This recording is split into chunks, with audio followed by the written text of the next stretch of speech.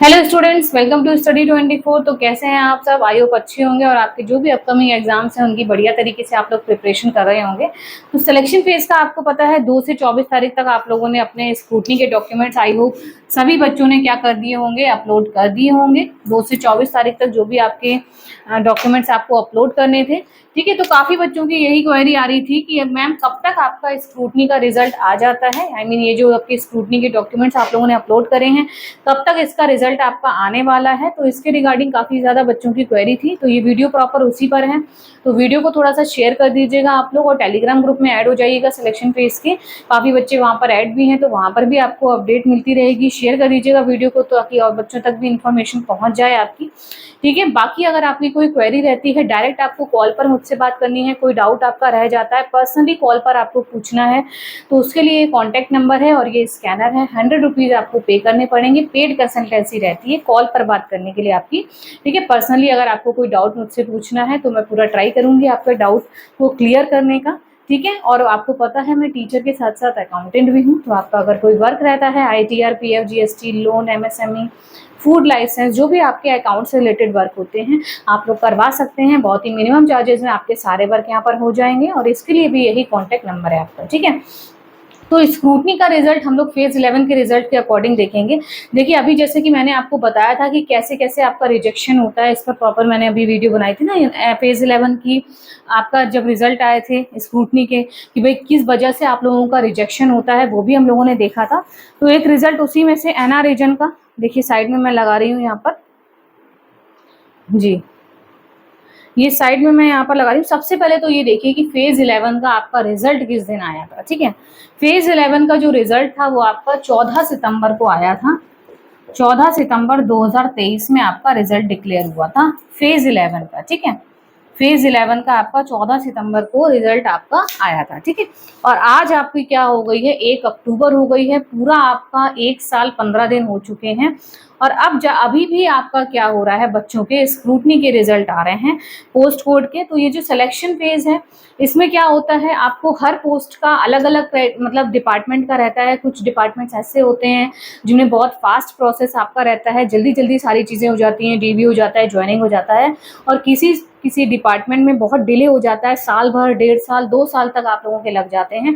और जैसा कि आप लोग देख रहे हैं कि 14 सितंबर 2023 में रिजल्ट आया था और अभी 24 सितंबर को, 22 सितंबर को इस तरीके से बच्चों के क्या आ रहे हैं, स्क्रूटनी के रिजल्ट आ रहे हैं। जैसे कि यही वाला एक आपका रिजल्ट है, ठीक है। ये 24 तारीख को आपका आया था NR रीजन पर। ये पोस्ट कोड कौन सी थी आपकी, 32023, जिसमें आपका मैट्रिकुलेशन और इक्विवेलेंट एक्सपीरियंस मांगा था फॉर 1 ईयर के लिए। ये आपकी रिजेक्शन की लिस्ट थी, एक्सेप्टेंस और रिजेक्शन लिस्ट आपकी निकलती है। तो ये रिजेक्शन की लिस्ट थी, तो इसमें वही इसेंशियल एक्सपीरियंस नॉट फाउंड, ये क्या क्या रीज़न आपके थे, कितने बच्चों को इस पोस्ट के लिए रिजेक्ट किया गया है और क्या रीज़न है कि एप्लीकेशन आपकी रिसीव नहीं हुई है ड्यू डेट पर या एक्सपीरियंस नहीं मिला है, ठीक है। ये रीज़न आपके हैं। तो स्क्रूटनी के बाद आपका क्या प्रोसेस रहता है, इसके बाद आपको टाइम मिलता है दोबारा डॉक्यूमेंट सेंड करने के लिए या नहीं मिलता है, वो भी इन्होंने सारी चीज़ें नीचे दे रखी हैं, वो भी हम लोग देखते हैं इसी नोटिस के साथ। तो स्क्रूटनी का रिजल्ट कब तक आता है ये एक बार हम लोग डिस्कस कर लेते हैं, ठीक है। अच्छा उससे पहले ये पॉइंट देख लेते हैं कि however if any of the above mentioned candidate who meets the educational criteria and submitted their application complete in all respect on or before the last date and he she has been inadvertently left out, he she may send his her grievance representations to SSC northern region new Delhi on email. इन्होंने एक email ID दे रखी होती है। अगर आपका किसी वजह से कोई ये जो रिजेक्शन आपका दे रखा है और आपको लग रहा है गलत वजह से रिजेक्शन दिया गया है या आपका सही है सारी चीज़ें, तो उसके लिए आपको एक रिप्रेजेंटेशन का टाइम देते हैं कि भाई फिर से अपने डॉक्यूमेंट्स को आप क्या कर सकते हैं, सेंड कर सकते हैं। ये ईमेल आईडी प्रॉपर आपकी SSC NR की है और within 10 days from the date of publishing the list on website along with self-attested copies of documents and proof of delivery for consideration of his or candidature for further stages of recruitment। तो आपको क्या करना होता है, जब ये rejection list आपकी आती है और आपको लग रहा है गलत रीजन की वजह से रिजेक्ट किया गया है या आपके पास कोई प्रूफ है इसके रिगार्डिंग या एप्लीकेशन आपकी ड्यू डेट पर नहीं पहुंच पाई, तो वो बीच में आपका रास्ते में प्रॉब्लम हो गई या डिले हो गया आपका पहुंचने में और आपने टाइमली अपडेट करी थी, मतलब टाइमली पोस्ट करी थी, क्योंकि आपको पता है पहले तो ये फेज 11 में तो आपका स्पीड पोस्ट भेजना होता था, लेकिन अब तो आपका बस एक क्लिक करा, डॉक्यूमेंट्स अपलोड हो गए, तुरंत पहुंच गए, ऑनलाइन भेजना है। तो उसके लिए कि डिलीवरी का आपको प्रॉपर बताना पड़ेगा। जैसे कि लिखा है, it is also advise to mention clearly his her roll number, registration number, post code, post name in the subject in your representation. ठीक है, 10 days will not be entertained. अपना 10 दिन के अंदर आपको सारी चीजें फिर से भेजनी है कि क्यों आपका ये मतलब रिजेक्शन हुआ है, तो इसका कोई और रीजन है, आई मीन मतलब फेक है या जेन्युइन है, आपका जो रीजन है, एक्सपीरियंस आपने गलत दे दिया है सर्टिफिकेट, या उन्होंने जिस वजह से आपको रिजेक्ट किया है आपके पास वो रीजन है। ठीक है, मतलब एक्सपीरियंस रखते हैं आप, या एजुकेशन क्वालिफिकेशन है, या एप्लीकेशन आपने बिल्कुल ड्यू डेट के अकॉर्डिंग ही भेजी थी, सारी चीजें अगर आपके पास हैं, वैलिड रीजन है, तो आपको फिर से रिप्रेजेंटेशन करने का एक मौका मिलता है 10 दिन का। ठीक है, any representation received after the 10 days will not be entertained under any circumstances other than email, and sent to any other email id will not be considered for further processing. मतलब ये जो ईमेल आईडी इन्होंने दे रखी है इसी पर आपको भेजने हैं। Candidates who are rejected due to not submitting their application on or before the due date are instructed to provide proof of delivery. वही डिलीवरी का प्रूफ आपको देना पड़ेगा कि भाई आपने प्रॉपर भेजा है। A copy of the postal proof history, ये फेज 11 का मैं आपको बता रही हूँ क्योंकि तब स्पीड पोस्ट भेजते थे। And self attested copy of their documents. 10 days का टाइम है आपका। ठीक है, who have provisionally qualified in the computer based examination and have to fail submit their hard copies their applications along with copies of certificate in support of age, educational qualification, and such other candidate who have not qualified in CBE but have submitted hard copies and certificates have not been considered। मतलब कुछ ऐसे बच्चे भी थे जिन्होंने अपना क्या कर दिया था, हार्ड कॉपी सेंड कर दी थी, अब वो सेलेक्ट भी नहीं हुए थे, और कुछ ऐसे हैं जो सिलेक्ट हो गए हैं वो नहीं भेज पाए हैं, तो उनको एक मौका मतलब आपको दिया जा रहा है 10 दिन का कि क्या रीज़न था आपका ये सारी चीज़ें करने के लिए। तो वो 10 दिन का आपको टाइम मिलता है एक्सेप्टेंस और रिजेक्शन लिस्ट के बाद। जब आपकी एक्सेप्टेंस और रिजेक्शन लिस्ट आती है तो उसके बाद आपको क्या मिलता है, 10 डेज का टाइम मिलता है। ठीक है, 10 डेज का टाइम मिलता है जिसमें आप लोग अपना रिप्रेजेंटेशन भेजते हैं, वही रीज़न जो इन्होंने, जैसा कि अभी मैंने आपको पूरा समझाया और नोटिस में भी आपका लिखा था।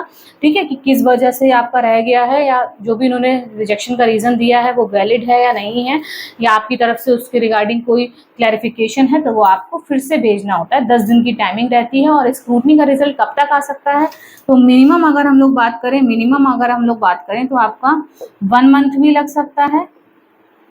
ठीक है, 2 महीने में भी आ सकता है। ये पूरा आपका कैसा डिपेंड करता है, पोस्ट कोड पे।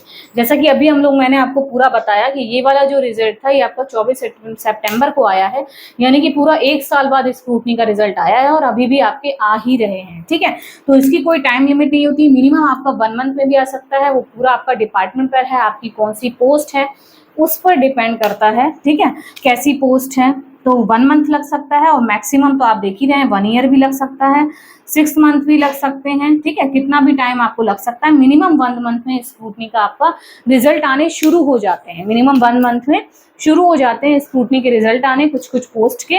और कुछ जो पोस्ट आपकी रह जाती हैं उनका ये देखिए 1 साल भी लग सकता है, 3-4 महीने भी लग सकते हैं, 5 महीने भी लग सकते हैं, लेकिन 1 महीने के बाद आपका लगभग आने स्टार्ट हो जाते हैं। जो भी आपकी पॉपुलर पोस्ट हैं या अच्छे डिपार्टमेंट हैं टॉप के आपके, जिनमें फास्ट प्रोसेस रहता है, तो 1 महीने बाद उनका स्क्रूटनी का रिजल्ट आने लगता है।